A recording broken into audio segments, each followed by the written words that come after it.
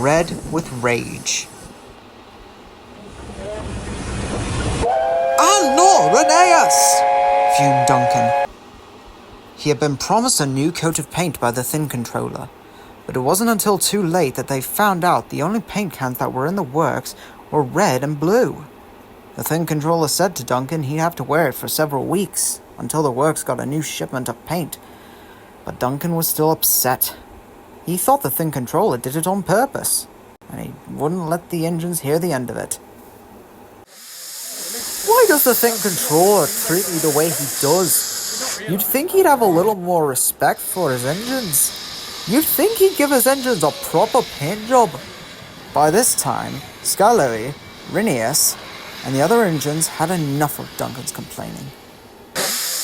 "Why do you make such a big deal about which livery you're in? I'll tell you this, it's a much better paint job than what I got at the old aluminium works. They didn't even paint their engines. They just left them in a grey primer. Except for one. If you're making such a big deal about it, why don't you bring it up with the Thin Controller?" "I've already tried that, but he says there's no yellow paint in the works. You'll just have to wait until the next shipment arrives. But who knows how long that'll be. I'll be stuck in this disgraceful red livery." "Duncan, you're making a big fuss over nothing. It's like you've gone back to your old prejudiced ways, always complaining, never thinking of others, and thinking passengers are just nuisances. I remember when I was painted in that very same livery. But did I care?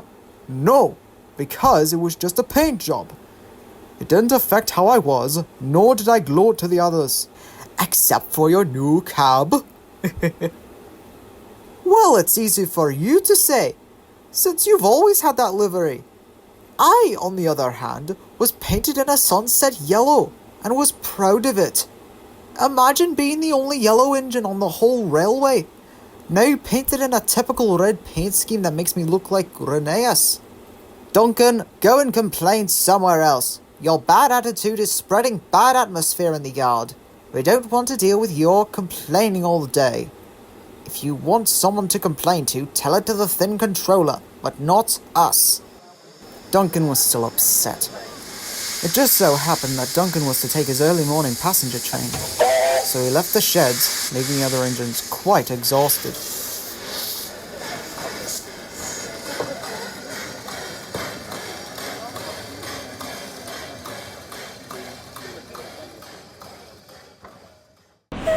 Just then, Rusty came back after doing their routine maintenance run.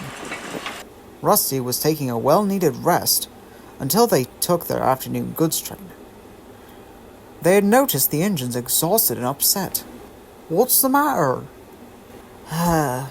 "It's with Duncan. He won't stop complaining to us about his new paint job." "Exactly, and he's ignored us whenever we tried to give him advice. It's like he's gone back to his old ways, when he first arrived on the railway." "That isn't like Duncan. Not in the slightest. He'd get a little worked up over the passenger work, but he wouldn't outright take the blame on you guys." "Do you think you could talk with him?" "We're too exhausted to reason with him." Well, I have my afternoon goods train to take later today, and since Duncan will be taking his afternoon picnic train, I should be able to talk with him."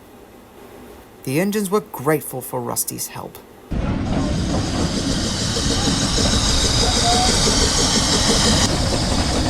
Later that day, Rusty met Duncan at Rheneas Station. Now was Rusty's chance to speak with Duncan. "So, Duncan, I see you've gotten a new paint job." "Yes, and I love wearing it. It makes me look like Rheneas." "Why do you ask?" "Because I've recently heard from the other engines that you've been complaining about your paint work ever since you got it, and they've been telling me how arrogant you've become." "Ugh, you don't understand, Rusty. I would rather listen to someone who deals with the same issues. None of the engines have experience like I do." No, Duncan, they're right. You refuse to listen to your friends even when they try to help you. Why don't you just forget about your paintwork and focus more on the important matters at hand, like delivering slate trucks to the quarry, inspecting the line, dropping off goods, or even caring for your passengers? Duncan stayed silent. Before long, it was time for Rusty and Duncan to leave to go their separate ways. As Duncan left, Rusty gave Duncan a polite from their horn. Rusty hoped their words would help Duncan see sense. And for a while, Duncan didn't complain about his paintwork, to the delight of the other engines. But that died down very quickly when he was to take passengers. They would look at his interesting paint job and often take pictures. Duncan hissed with rage. One day, someone had taken it too far. When Duncan arrived at the station, a group of boys that were among the crowd of passengers started whispering very loudly. I say, Patrick, did you know there was a new engine today? No, Richard. Well, here he is. Wait, that's not a new engine. It's Rinius.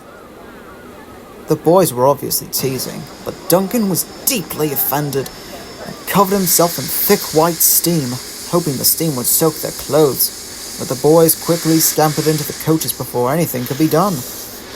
As Duncan pulled his passenger train out of the station, he remained brooding in his thoughts, trying to think of a way to pay them out. As they headed down the line, Duncan had to stop quite frequently to take on water at each station. With this, Duncan needn't worry about having any boiler trouble. However, today, he was so cross that when they reached one of the stations to stop by the lake, Duncan stormed off, leaving the passengers, the driver and fireman, and a rather shocked guard behind. Duncan's left us behind! I know. So, let's chase after him! Not a hope. At the rate of speed Duncan could be going at right now, it'd be impossible to catch him on foot. The passengers grumbled and complained. They shouted at the two engine crews for not stopping their engine when they got the chance. Don't worry, you'll still all make it back in time. I'll just phone Mr. Percival about the predicament, and he'll have the problem sorted in no time. The passengers, though still upset, agreed to wait at the station until their new engine came to pick them up.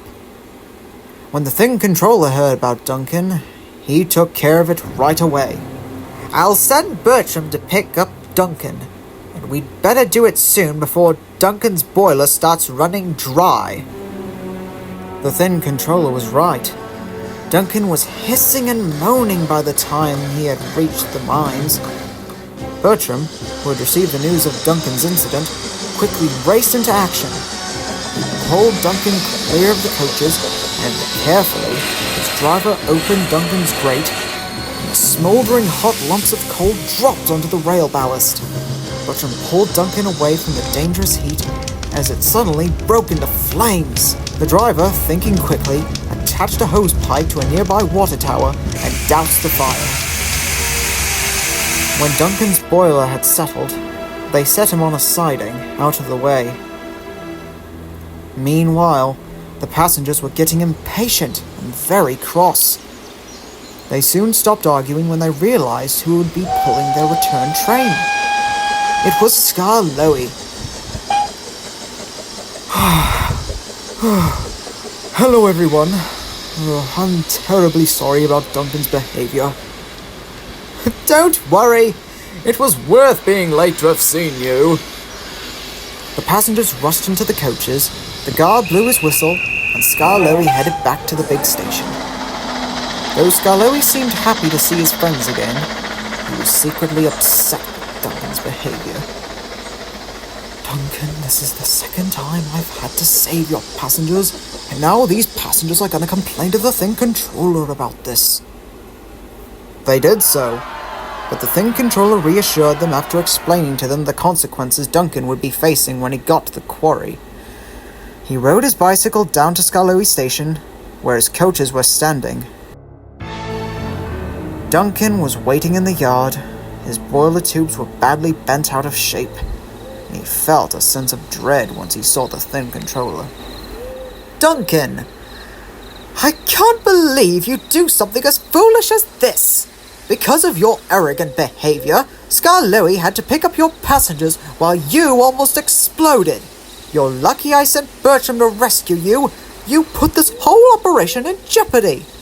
You'll be taken to the works and have your tubes replaced, and after that, you'll be working in the quarry for a whole month. And in that month, Freddy will be doing your picnic train. I hope you'll learn your lesson after this, because one more stunt like this, and you'll be shut up in the shed. The thin controller, regaining his composure, walked to his bicycle and rode away. Duncan now felt very guilty. Bertram didn't say anything as he coupled up to Duncan and sent him to the works. Duncan didn't complain about his paintwork after that, and remained hard at work in the quarry for several weeks, until one day, the trucks decided to have a little fun teasing Duncan. Hey Duncan, I sure hope it doesn't start raining today. Otherwise you might have to rock and roll yourself into a tunnel to keep your precious red paint dry. Didn't he try to ditch his passengers all because he looked like Rheneas? You know, I think he did do that, and ended up running dry. Couldn't be bothered to take care for yourself for your own safety. If you just stayed at the station, then maybe you wouldn't have ended up here. Who knows how long you'll be here? Perhaps maybe in 6 months, 2 years, or maybe 2 decades. Or maybe you won't even get to go back to the picnic train. You'll just be stuck here with us. With your ridiculous paint job, no friends to talk to, and no passenger runs.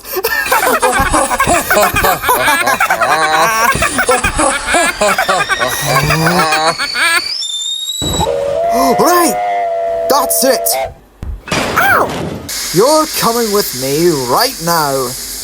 I won't have any more rude behavior from any of you. Now get in line. That's just what the trucks wanted. Once the trucks were fully loaded at the incline, they broke the rope and careened down the slope. Duncan tried to reverse as fast as he could, but it was no use.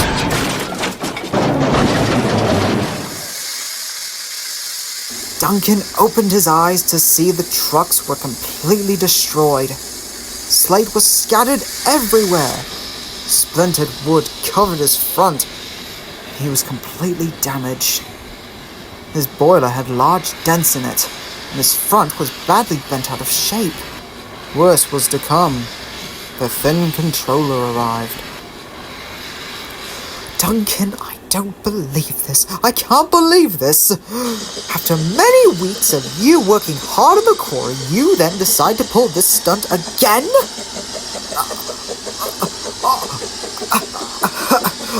I didn't mean to, sir. It was the trucks who did it. They started teasing me, saying I wouldn't be used again on passenger runs.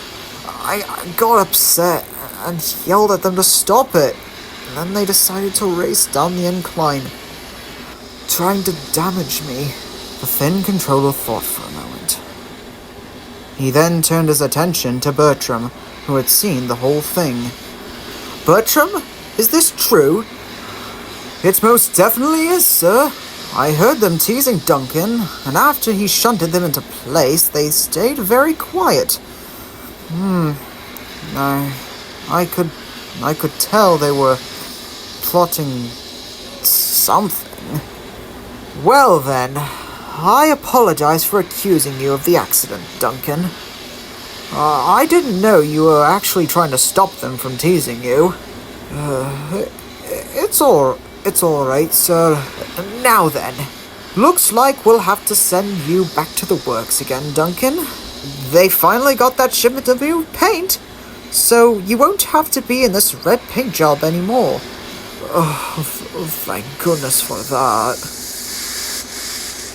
However, if you continue complaining about your paintwork, you'll be sent back here. Understood.